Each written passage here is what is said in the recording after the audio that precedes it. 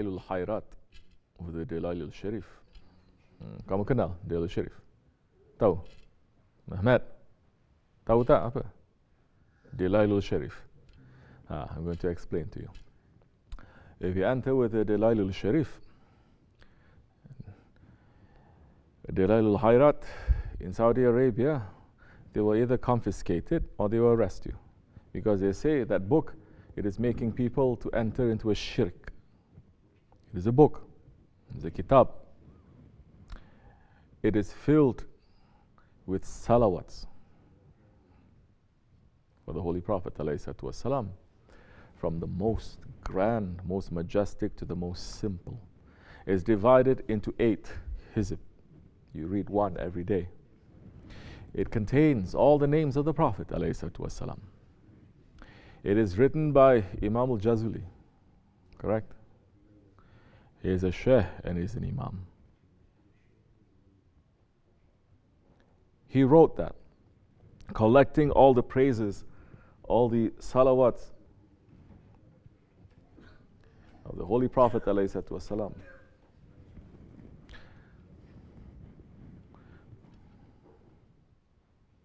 Wahhabis hate that. If they catch you with that book, they either arrest you or they confiscate it. You cannot enter. Because they say it is shirk. What, you're praising the Prophet like this? It is a shirk. Imam al-Jazuli, he is a king-size wali. He's a wali, king-size. And he has a wife. One time, he woke up and he noticed his wife was not there with him. It's very unusual. It's not like today. You wake up, your wife not there. Oh, doesn't matter, you go back to sleep. In the old days, what is a wife now? The maqam of a wife, holding the honor. He discovers she's not there. But he knows her. He knows that she's a very saintly woman. He knows that she is not up to no good. There is something there because the heart of a saint has to be open. So he just kept quiet, pretended to sleep. After some time, the wife came back.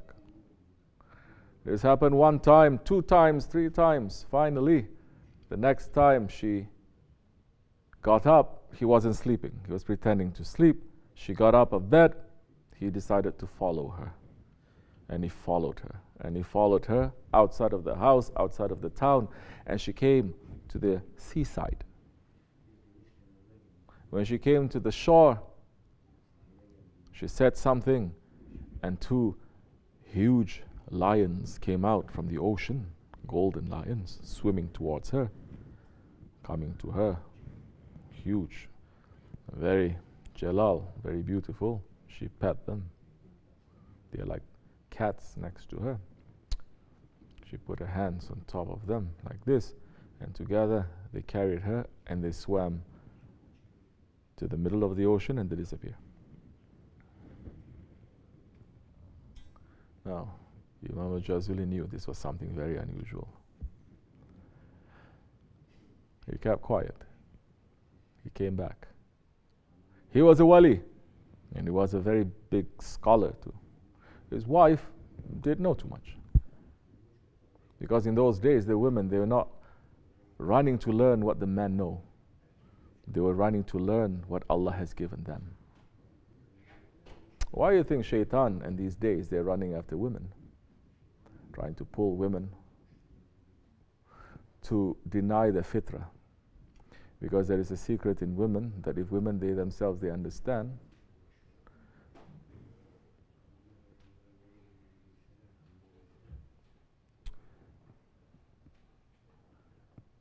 they themselves will understand at that time the rahmat and the rahim of Allah, not men. So, Imam al-Jazuli went back. He started to sleep. After a while, the wife came back. This is true. This is real. Later, he went to her and he said, You went last night. She understood. And he said, as your husband, I'm ordering you to tell me where you went. And she said, every night I'm invited to enter into the holy presence of the Holy Prophet ﷺ. I'm going to say divine presence, but people are going to get very upset with me if they're not upset with me already about this story. So who cares? Let's say divine presence of the Holy Prophet ﷺ.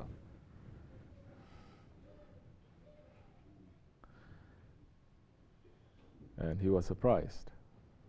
This is some secret. She didn't have too much ilm. She didn't run to know this or to do that. She was just being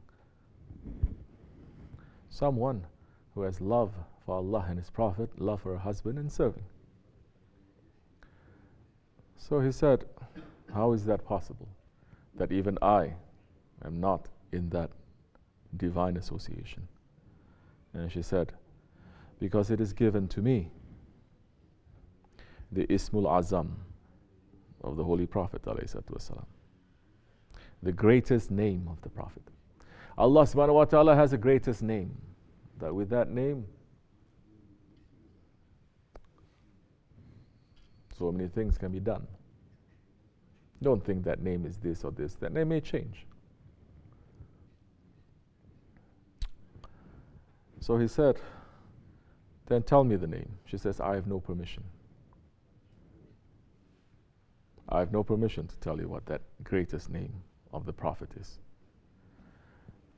But she said, but if you collect all the names and all the salawats of the Prophet that is known, and you put it together, I may indicate to you that the Ismul Azam is there. So that's what made Imam al-Jazuli to collect all the praises and the salawats and the names of the Prophet ﷺ, and he wrote it.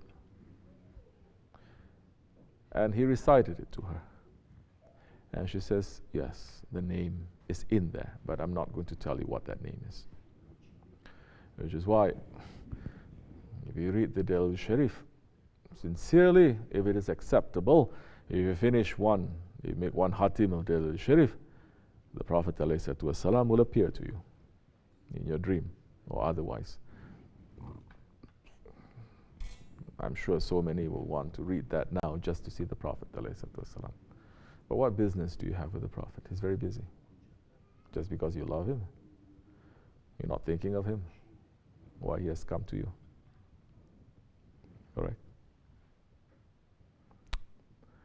Don't read it to see him. Read it because you love him. In that Dalail Hayrat,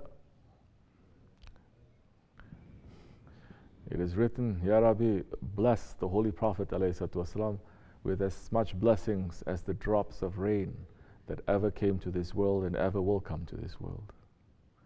Bless him with the sweetness of every breeze that the world has ever experienced, from the most Jamal to the most Jalal. Bless him with the secret name that only Adam alayhi salam knows of you. Ya Allah, with that secret name, bless him. Bless him with the secret name that Nuh alayhi salam only knows. With that secret name, bless him. Bless him with the secret name that only the Habibullah knows, that is between you. With that secret, bless him. It is filled with so much love. And the Ottoman sultans, they were not running for Turkishness or for culture. They were running for the love of the Prophet ﷺ. While the earlier civilizations, they were hunting down and killing the Ahlul Bayt, the Ottomans, they were finding them, putting them in the registry and giving them a salary every month. To say, you don't have to work, you're Ahlul Bayt. Just sit and pray for the Ummah.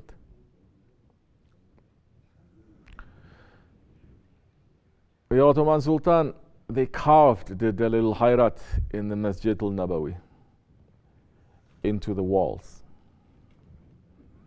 They carved into it. They knew time will come that there'll be tyrants who are going to take over, and the tyrants are going to remove everything from there. Because the Wahhabi shaitans, they hate this book very, very much. They hate the Prophet. They want to destroy his tomb. They say the Prophet's tomb is there, making people to commit a shirk. They have been planning from that time until today to destroy the tomb of the Prophet ﷺ.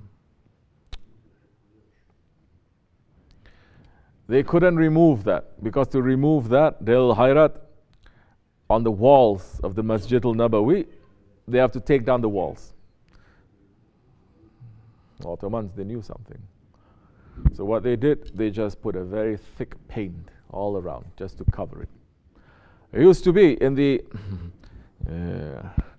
golden gates of the Rawza Sharif, saying what? Ya Allah, Ya Muhammad.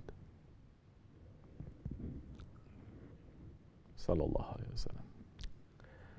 The Wahhabi shaitans, they cannot remove everything. So they put something there. They change it from Ya Allah, Ya Muhammad, they change it to what? Ya Majid. Because, as you know, Arabic, the calligraphy and everything, you change it a little bit, you add a little bit, it can become a completely different letter, completely different word. So they put Ya Allah, Ya Majid instead of Ya Muhammad alayhi salatu wasalam. They even say, those who say Ya Muhammad alayhi salatu wasalam or Madad, Ya Rasulullah, those people commit a shirk because you are asking the Prophet instead of asking Allah. It's not difference in opinion, theological difference. They say, no, brother, you're wrong. No. They say, you say that, I have to kill you because you are a kafir. You're a kafir. I have to kill you. I'm going to give you, either you're going to repent, even not, your blood is halal. You know what? They have been doing it. They're still doing it. Yeah. May Allah bring the tyrants down. So, in this holy month, those ones with good intentions going to build going to celebrate the Mawlid of the Prophet ﷺ in Medina and Mecca. It's like, what can we say to it? Do you have permission? Even the awliya Allah, they're not given permission to do so many things now. They say, pull back. Allah's divine order is pull back. They're going to do something like that.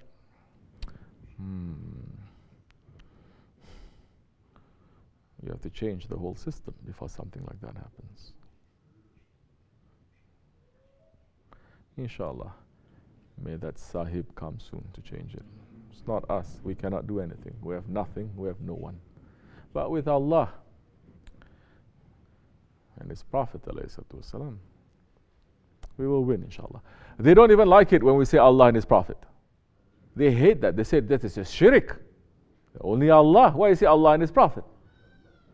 We say Allah, Allah. You're so idiot.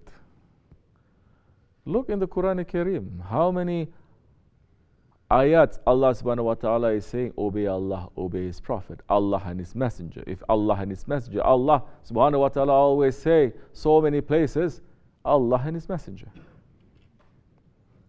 You see, if it's up to them, they're going to accuse Allah of making a shirk.